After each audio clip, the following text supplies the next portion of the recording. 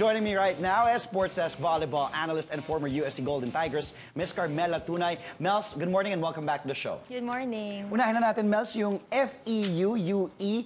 Again, close call here for George Pascua and FEU. Saan ba sila nahirapan? And what can FEU take away from these close games, especially from this one, against UE, na kung saan medyo napahirapan talaga sila dito ng UE?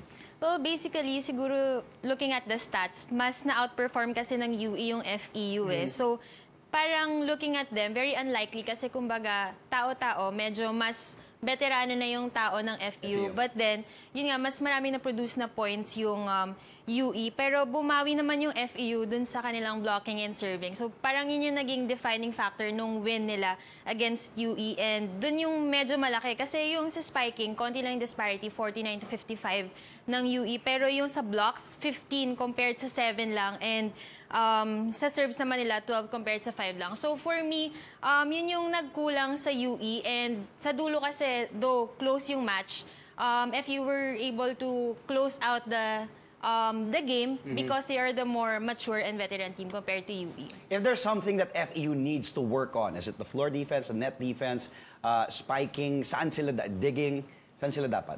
Floor defense kasi and reception, kilala na yung FEU dyan eh. Okay.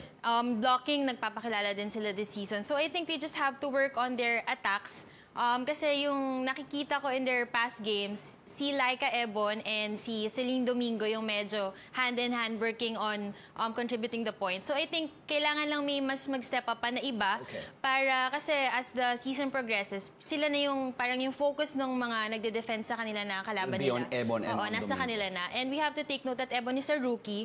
So kailangan may sasalo din sa kanya kapag dumating yung time na masyado na nabantayan si Ebon or pangit yung reception nila kaya hindi niya bibigyan si Sed. So yung mga open spikers, kailangan pa mag-step up. Now let's shift our focus to UE. They're really showing some grit. Although they're losing the games, pero close games, pinapahirapan nila yung mga kalaban nila. In their second 5-set match in Season 81, after almost getting that win against UP on opening weekend, what can UE now pick up from this loss against FEU? And also, what can they work on, especially moving forward and facing the defending champions in Salle this weekend? Siguro if you're UE, yung kailangan mo lang tandaan from the games that you've played, especially yung mga 5-setter, is UP yung kalaban nyo nung 5 sets kayo and FEU. Talagang mga title contenders yan. So, skill-wise, you have to keep in mind na kaya mo na makipagsabayan sa mga malalakas na team. So, siguro yung kailangan na lang pumasok to this very young team is yung maturity nga nila because doon nagkakatalo sa endgame. And siguro for the volleyball fans, akala nila na kapag, alam mo yung pag dumadaan yung game is parang you're just riding with the flow. Pero hindi. Pinapractice din yun yung how you close an end game. So I think they have to focus on that para yung mga players mismo, kapag end game na yung stretch, dun sila mas mag-minimize ng errors and mas magtataas yung percentage in terms of scoring. Now, how about Salle? I did mention Salle losing to your former school, to your alma mater. Kaya ganyan yung ngiti mo. In 3 straight sets, Carmela Tunay, how did your former team, UST, beat a solid Salle team in 3 sets? Alam mo, talagang may hugot yung ngiti namin ng UST community kasi no one expected them to play like this. Because if we take a look back at their game against FEU, they all look distracted after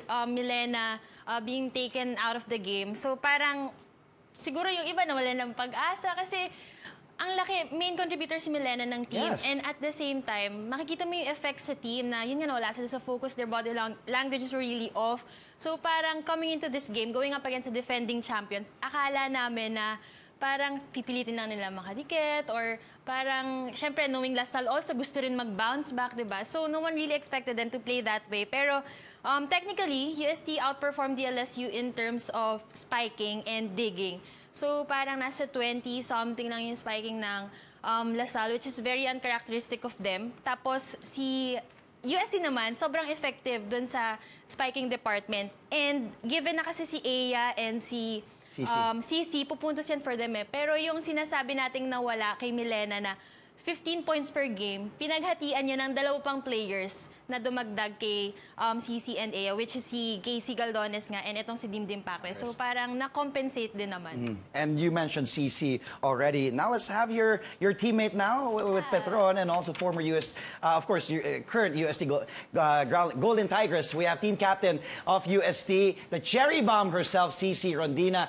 Good morning, Sisi. Congratulations. Hello po. Hi, Ate Mela. Hello. Sisi, narinig nga natin si Ea kanina. Sabi niya na teamwork daw at communication yung naging susi para matalo niyong Lasal kahapon. As a leader of this team, as a veteran, ano yung masasabi mo, Sisi, sa chemistry ngayon, especially between the veterans and the rookies? Before, nung after ng game namin sa FEU, nag-usap-usap kami. Then, coming to our training, nag-usap ulit kami.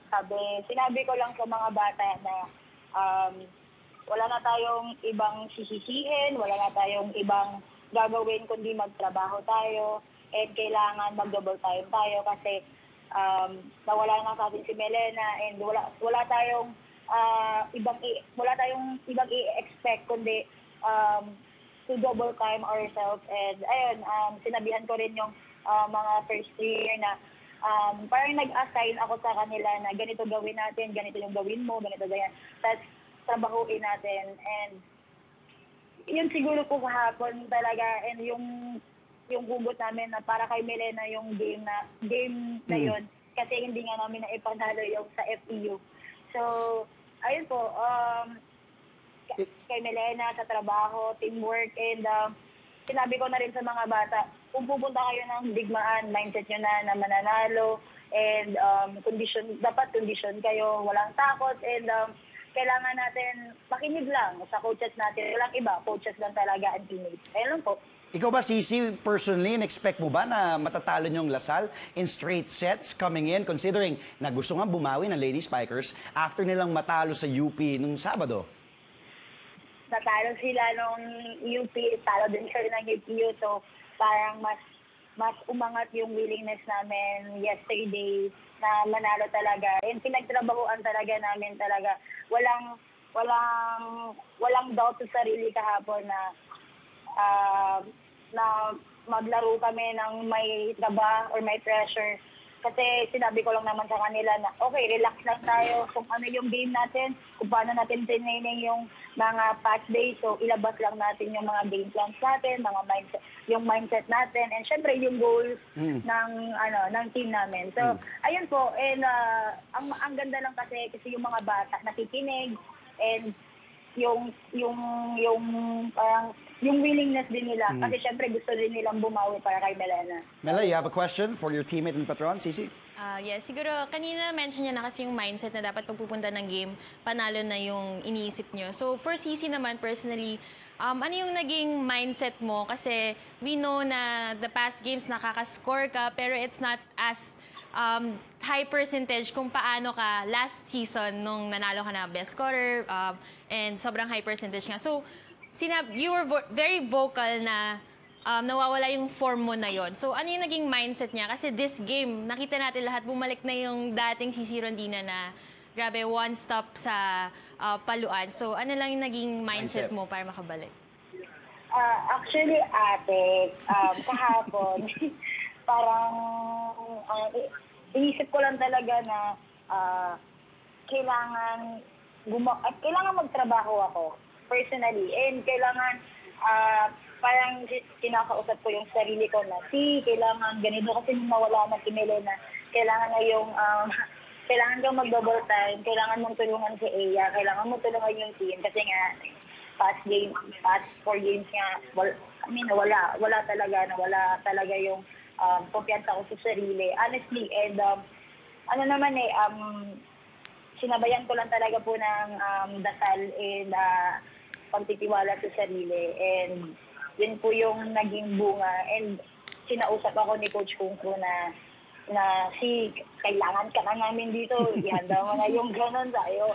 Sinabi ko kay Coach Kung Fu, syempre parang ako sa sarili ko, hindi ko naman in-expect na ganun ulit yung sasabihin ni Coach Kung Fu sa akin. Sabi ko, okay Coach, pasensya na po talaga kung ganun po yung naging performance ko, pero babawi po ako. Hindi lang po sa salita, pero gagawin ko po sa training and gano'n. And wala po, pumunta po ako kahapon na hindi ko muna inisip muna yung game. Nakinig lang muna ako ng music. Then, pagpasok ko sa dugout, parang hindi ko alam, parang sumami ata yung presence ni Melena, yung powers ni Melena sa akin. Kasi pagpasok ko, nakita ko yung mga teammates ko nakaban. So, nga pala, magbaban pala kami. So, yun si Melena agad yung naisip ko. Tapos, umupo, meditate, and huminga ng malalim, and pagka-open ng eyes, sabi ko, kaya namin to, mananalo kami. So, yun lang po yung naging flow ng isip ko kahapon. Maraming salamat. Congratulations ulit sa iyo, Sisi. Good luck sa laro nyo ngayong Sabado against NU. Maraming salamat, Sisi. Hope to see you again here in the studio next time. Thank you. Again, we just spoke to team captain of the UST Golden Tigress, Sisi Rondina. Now, Mela, we did mention NU will face UST. How will NU now stop Ea Laure and Sisi Rondina and UST now na nag-iinit na itong Golden Tigresses? Siguro yung isa sa mga kailangan gawin ng UST is that wag nilang i-underestimate itong NU. Kasi syempre, rookie laden, baka isipin nila bata lang to. But they have to remember na this young team is a very, very talented team. And like I mentioned nung nagpunta ako dito for UAP preview is merong winning tradition yung mga rookie na to from their NU GVT days. And siguro for NU, kailangan lang nilang buhayin yun. Kasi dati NU, USC lagi sa GVT. So mali mo may mag-spark, di ba, ng inspired performance kasi yun, sila Ea din nakakalaban nila high school. So parang relive their rivalry para mas mag-step up sila in all departments going up against UST. Now, how about LaSalle? What should they work on to avoid another upset, especially against a gritty UE squad na posibleng makakuha ng, they can take down a giant in LaSalle?